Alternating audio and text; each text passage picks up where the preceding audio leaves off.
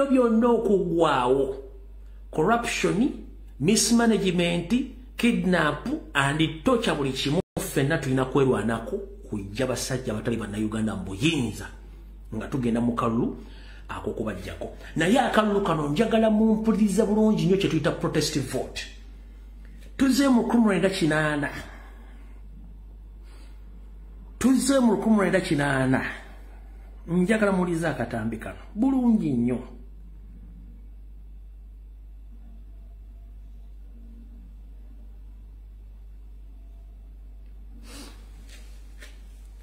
Njagala mulize campaign zo mu 1998 yose eri kenyini mu bigambo bye. Lulina bazanyira ka video ngali mu UN kwa UN assembly. Ngagamba nti even nagamba nti abalwanirizi b'eddembe oba abaagala enkyukakyuka nga bakozesa emirembe olumba bava mu mbeera ne bakozesaako okukyankalanya okufuna obukulembeze bw'okuleeta emirembe egyo. Njagala nkuzannyira akatambi kano kaali ka kampeni za 1998 ku City Square mu Kampala. Museveni kennyini nga yeeyogera ebigambo nti bw'oba oyagala emirembe gibeewo emirembe olina kuginoonya olumu na nkola bbiri, either ogenda mu kalulu oba okulyetinga ebibinja ebisobola okulwanyisa abamalawo emirembe kye tuyita militias. Mu bigambo bya Museveni kennyini njagala obulo bulungi nnyo bikukke mu ntumbwe, bino si byange. Yali akulira ekibiina ki UPM Yoweri Museveni naye yakuba olukuŋŋaana ku City Square era bino bye byaliyo.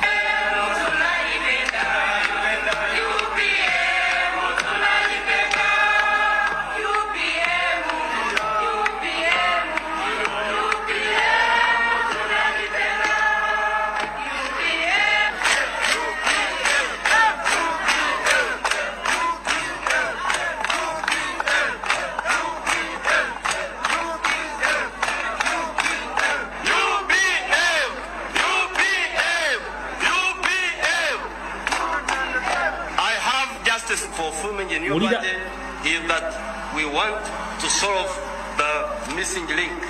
Where is the missing link? What's wrong with Uganda? That question. What's wrong with you Ugandans? You are always in crisis. You are always in trouble. What's wrong with you? Chichi, we want to answer that question. UPM also believes that ultimately the people, the population, are the ultimate guarantors of their own freedom.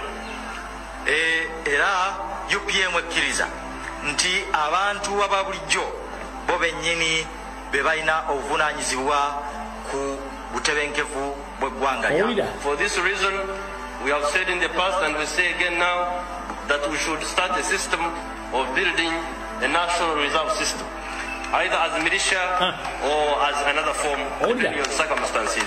But to ensure that the ownership of the gun is democratically controlled.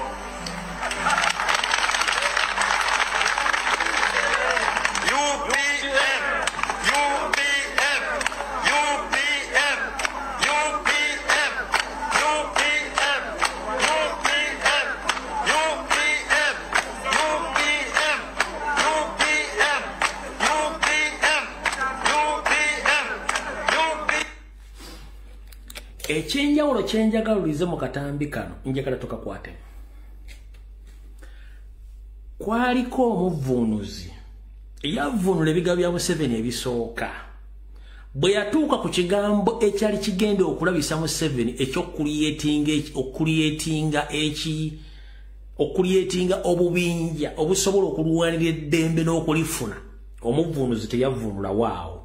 Kubanga bannayuganda ebiseera baali bamanyi oluzungu baali batono era babalekerayo ekigambo ne kitambula, naye nga bwe baali bategedde. Oba mukitegedde bulungi nnyo. Njala mugobere Museveni kasita ayogedde to create militias.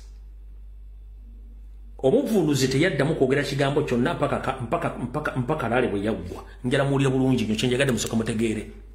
Bakimanya nti abantu abasinga obungi baali bamanyi Luganda, kati buwandiizizza ekigambo ekyo mu Luganda kyandibadde kiwaawaaza abantu amatu.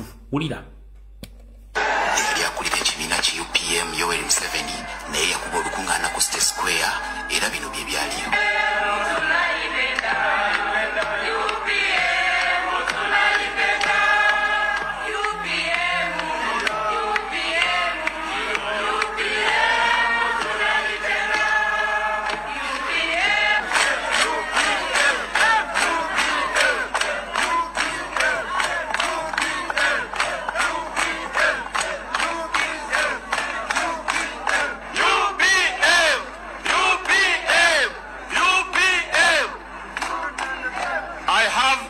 For forming a new party is that we want to solve the missing link.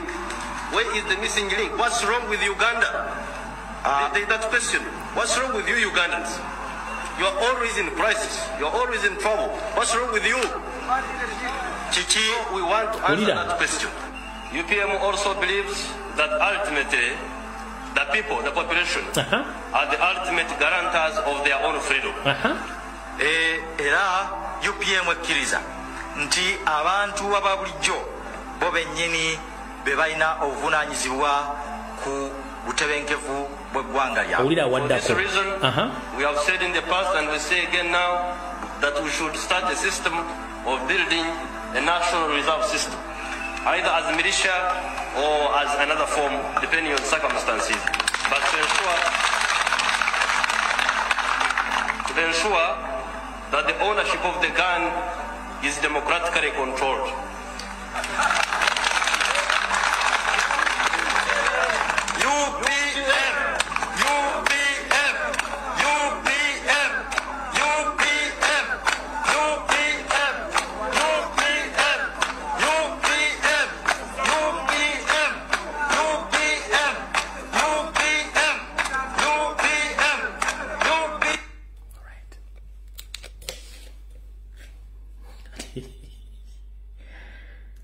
Ebyembi bisekerwa kati eyo video Yoseri bwe yawulidde nga president omulonde wa Kyagulanyi atugamba tukuliyetinga eggali yagambye kiki kino nekimuvuga nekimuzaayo ku lunaku luno lwennyini olwa video eno ku campaign ezaali ku City Square ye kennyini yakyeyogerera nti amaanyi n'obuyinza bw'okufuna obuyinza ne demokrasiya buli mumu abantu. Power belongs to people, but we can as well create militia groups, and after that we make laws which controls guns. Kyovola baatidde ekigambo kutandika ku kulyetinga ggaali oba okutondawo eggaali baakitidde bakimanyi. Kati gwe muganda wange ali ku kyalo waafunye abantu mukwasaganya engalabi nga zirowooza kyekimu. Teweetaaga kukuŋŋaana, funa abantu bamwe musobola okufuna engalabi nga zikwatagana ekirowoozo kyekimu ekyokulyetinga eggaali. Kuba ne Museveni yakyogerako dda. Ekyokulyetinga eggaali tekitandise leero, ate Museveni yakyogerera mu kampeni za mu kinaana olwava mu kalu yadda luddawa.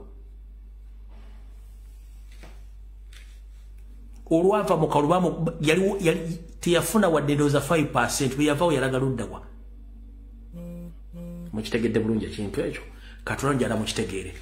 Muganda wange wonna wooli, oba oli Mutoso, oba oli Mulango, oba oli Muki, oba oli Mugisu, oba oli Muganda, oba oli Munyolo, oba oli Mutoolo, oba oli Mukonjo, oba oli Mukiga, oba oli Muki, oba oli Munyankole, mukulyetinga eggaali.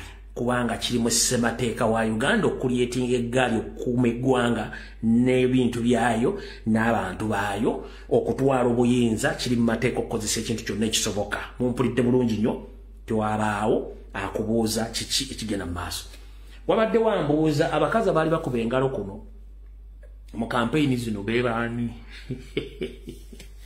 Baaliwo omu ye Nantu Walumbu ye yaliwo, mukebereko. Nantu Walumbu y'omu ku bakazi abaaliwo. Waliko ne Elizabeth Odowa naye yaliwo ku bantu bano. Abakazi bano abaali bakuba engalo waliwo Nantu Walumbu, Elizabeth Odowa, kwaliko ndowooza ne baali mu biseera ebyo Na Walumbi yali ne Sekadama nyini yaliwo ku campaign ezo. Wira asimu ne yali manjwe yali mmebaganga akutte kamera so bonna balumbi sire ebyo kati namwe mwefana abantu abalwo namwe muri sawa zino mukitegedde bulungi nnyo. Ne Sister Rose ne yaliwo. Ne Sister Rose ne bangi nyabali bomanya bali mu struggle sawa zino ne mu struggle eri balijo kati gwefu twala omukubbo abali wawo kati gwe middembe gire byabwe kitegedde bulungi nnyo. Ne Sister Rose yaliwo biseera ebyo nantu Walumbi Elizabeth Odowa William Asimwe bahayita wabali wona balo biseera bulungi nnyo bayekolera bali tetutandise lero twaliwo dda nnyo kikyuka mbo kyusi bano basekada bebafumbanga omukyere ku mu nsiko kati yo nabagenda ogufumba somo kitegedde bulungi nnyo. So ebintu bina tebitandise lero abantu baliwo kati tugenze maaso awo tuvuddewo. So temwenyumba buli omu wolikola ky'olina okukola. Tugenze maaso.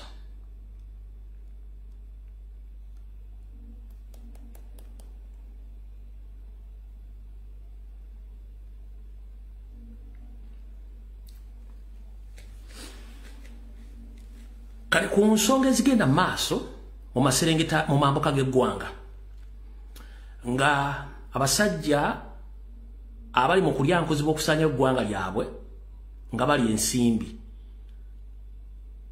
Bwe twakola video mwezi oguwedde ne Muganda Strike Machine ngira muzo olwaliro nga boogera ku nsonga ezigenda maaso mu ggwanga mu kitundu ky'amambuka baafunamu okutiisibwatiisibwa bannansi ne batandika okuzuuka. Mulaba bannaddiini bazze awo Dongo toyajja nabo abantu bali batasa okujja ku parliament floor kuteesa naye nga Anita Among etabwa platform. Kati njagala bazanyira akatandika omubaka ono yabadde ayina ensonga zagezawo okuyisaawo Anita Among ng'amukugira kuba tebaagala kuzuukusa bantu. Wulira. In the direction of marginalizing any community, I stand up. For the North now, it is becoming worse and worse. When you look at the Equal Opportunities Report, Madam Speaker, we had wanted this report to be debated in this